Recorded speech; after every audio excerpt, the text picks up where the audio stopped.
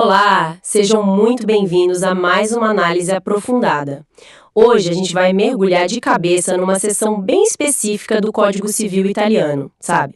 Explorando ali os artigos que vão mais ou menos do 198 ao 230. Olá, e a nossa fonte aqui é o próprio Codice Civile, o texto da lei. Exato. E o nosso objetivo é quase traçar uma jornada, né? A gente vai ver como a lei italiana evoluiu, deixando para trás coisas que hoje são, quase medievais, como o dote. Com certeza. Para chegar em conceitos modernos que protegem o trabalho e a contribuição de cada um na família. É um conteúdo que eu acho riquíssimo, principalmente para os profissionais do direito aqui no Brasil. Exatamente. E essa jornada toda tem uma data, que é um divisor de águas. 1975. A grande reforma do direito de família italiano daquele ano. Nossa, foi uma verdadeira revolução. Uma revolução, é. Ela revogou muitos artigos e mudou completamente as regras do jogo, sabe? Tudo para refletir uma nova visão sobre igualdade e sobre a própria família. Perfeito. Então, vamos começar a desvendar essa história. O que essas escolhas de patrimônio que o casal italiano pode fazer nos dizem sobre a filosofia da lei por lá? A gente sabe que existe o regime padrão, a comunhão, mas a lei italiana abre espaço para o que eles chamam de comunhão convencional. Como isso funciona na prática? Então, o ponto de partida é o artigo 210. Ele estabelece que os cônjuges podem, através de uma convenção matrimonial, que é um ato público, né? Certo. Eles podem modificar o regime legal. O interessante aqui é a filosofia por trás. A lei dá uma rede de segurança, que é a comunhão padrão, mas ela prioriza a autonomia do casal para desenhar o próprio futuro. Isso me parece um equilíbrio delicado entre proteção e liberdade. Mas essa liberdade é total? Ou tem barreiras que o casal não pode cruzar, mesmo que os dois concordem? Ótima pergunta, e a resposta é não, a liberdade não é total. É aí que a tal rede de segurança da lei entra. A lei proíbe, expressamente, que certos bens muito pessoais entrem nesse acordo. Ah, é? Tipo o quê? O artigo 179 é bem claro. Bens de uso pessoal, seus acessórios, e também os bens que servem para a profissão de um dos cônjuges. Esses são intocáveis. Não podem entrar na comunhão nem por acordo. Faz todo sentido. É uma forma de proteger a individualidade, a capacidade de trabalho de cada um, né? Mas fora essas proibições, que tipo de customização dá para fazer? Eles podem, por exemplo, mexer na clássica divisão 50-50? Podem sim. E isso é um ponto bem interessante. O artigo 213 permite que o casal acorde que o usufruto dos bens seja feito numa medida diferente da divisão igualitária. Entendi. E mais, o artigo 214 permite que eles definam que as contribuições para a família não sejam proporcionais à renda de cada um. Um pode concordar em contribuir mais que o outro, por exemplo. Essa flexibilidade toda me parece um pouco arriscada. Isso não poderia ser usado num pacto para pressionar a parte mais fraca a aceitar uma divisão injusta no futuro?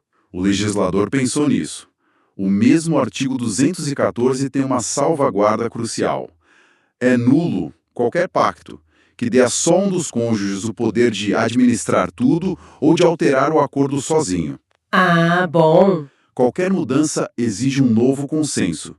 Isso reforça a igualdade na gestão, tentando diminuir exatamente esse risco que você apontou. Entendi. Então a lei permite personalizar a comunhão. Mas e se eles quiserem o exato oposto, uma independência total durante o casamento? Claro, esse caminho também existe. É o regime da separação de bens, que está ali a partir do artigo 215. É bem direto. Os cônjuges convencionam que cada um fica com a titularidade exclusiva do que adquiriu durante o casamento. No Brasil, isso é comum via pacto antenupcial. Mas na prática sempre gera uma dúvida. O casal vive junto, compra coisas para casa, e quando não fica claro a quem pertence um bem, de quem ele é, como a Itália resolve essa zona cinzenta? Essa é a pergunta de $1 milhão em muito divórcio, né? A lei italiana criou uma solução bem pragmática para isso. E qual foi? Os artigos 216 e 219. Eles estabelecem uma presunção legal. Se a propriedade exclusiva não puder ser provada por ninguém, o bem é presumido como propriedade comum dos dois, indivisa, em partes iguais. Que interessante. No Brasil, a falta de prova geralmente vira uma batalha judicial bem mais complexa. Essa presunção italiana parece cortar caminho. Mas na prática, que tipo de prova a justiça de lá costuma aceitar? Nota fiscal no nome de um só? Exatamente isso. A prova precisa ser robusta. Faturas, contratos, extratos bancários que mostrem a origem do dinheiro para aquela compra específica. O ônus da prova é de quem alega que o bem é só seu, sabe? Se a prova for fraca, aplica-se a presunção de 50-50. Certo. Até agora, a gente falou de regimes que têm paralelos no direito brasileiro. Mas as fontes mencionam algo que foi, completamente extinto e que soa como coisa de filme de época: o dote. Isso me parece uma mudança de paradigma gigantesca. Gigantesca é a palavra. A abolição do dote não foi só apagar os artigos, foi o fim de uma era. Uma era em que o casamento era quase uma transação financeira entre famílias. E como funcionava, basicamente? Os artigos 220 a 229, que foram todos revogados em bloco em 1975, regulavam isso. A lógica era que a família da noiva contribuía com bens para ajudar o marido a sustentar os encargos do casamento. Nossa! Era um patrimônio que a mulher ou a família dela entregava para o marido. Ele administrava, mas em tese tinha que devolver no final do casamento. Era um reflexo de uma sociedade patriarcal, né? E o fato de a lei ter precisado não só revogar, mas ir além, é muito significativo. Muito. A reforma de 75 não se contentou em só apagar as regras antigas. Ela adicionou o artigo 166 bis, que foi uma verdadeira pá de cal no Instituto. O que ele diz? Ele declara nula qualquer convenção que, de qualquer forma, tente constituir um dote. Foi uma medida para enterrar de vez uma prática que era incompatível com a nova visão de dignidade e igualdade no casamento. Qual era o clima social na Itália em 1975 para que uma mudança tão drástica fosse não só possível, mas necessária? A Itália dos anos 70 estava em plena ebulição social. Movimentos feministas fortes, a sociedade se tornando mais secular. Havia uma pressão enorme para a legislação se modernizar. Manter o dote no código era como manter um fóssil. A reforma foi o ápice desse processo. A lei finalmente correndo para alcançar a sociedade. Exatamente. Essa transição do arcaico para o moderno nos leva direto para a figura que talvez seja a mais inovadora dessa seção do código: a empresa familiar. Sem dúvida. Se a abolição do dote olhou para o passado, a criação da empresa familiar, com o artigo 230 bis, olhou para o futuro e para o presente daquela época. Esse artigo, também de 75, é fundamental para proteger o trabalho familiar, que muitas vezes era invisível. O que a lei considera empresa familiar e quem ela protege? É importante entender que não é necessariamente uma grande empresa. Pode ser um pequeno restaurante, uma loja, um ateliê.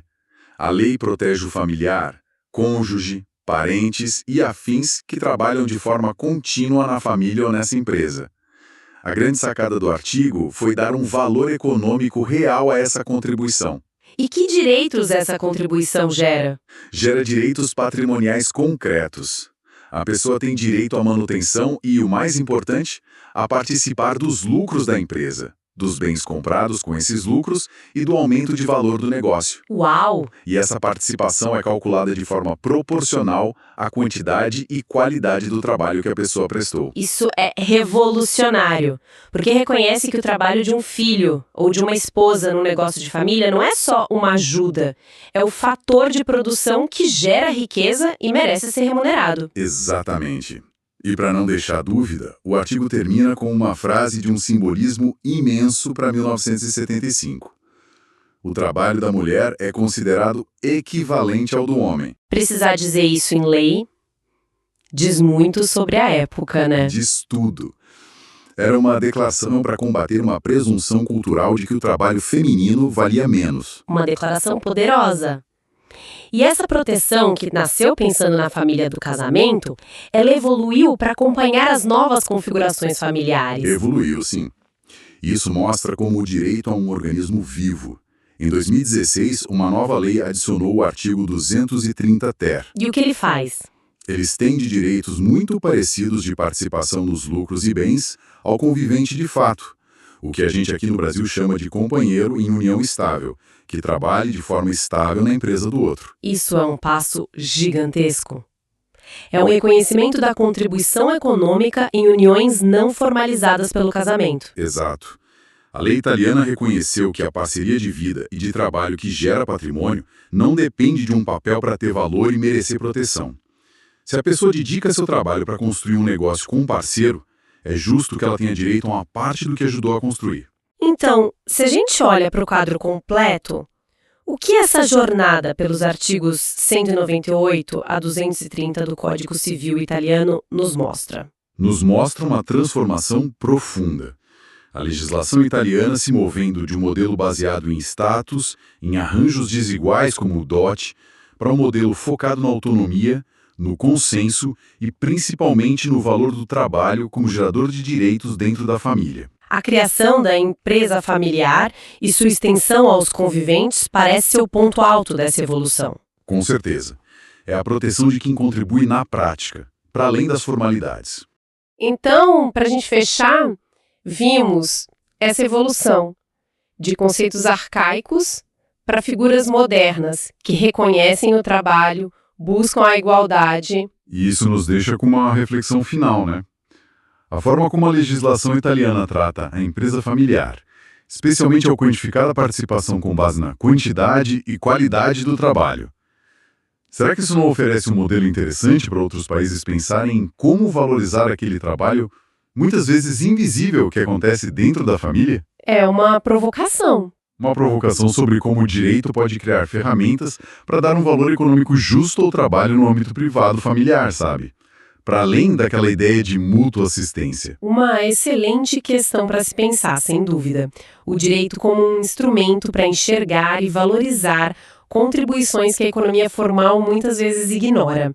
Agradecemos por nos acompanhar nesta análise do Código Civil italiano e se este conteúdo foi útil para seus estudos ou para sua prática profissional, considere se inscrever aqui no nosso canal e ativar as notificações para não perder nossas próximas discussões aprofundadas. Até a próxima!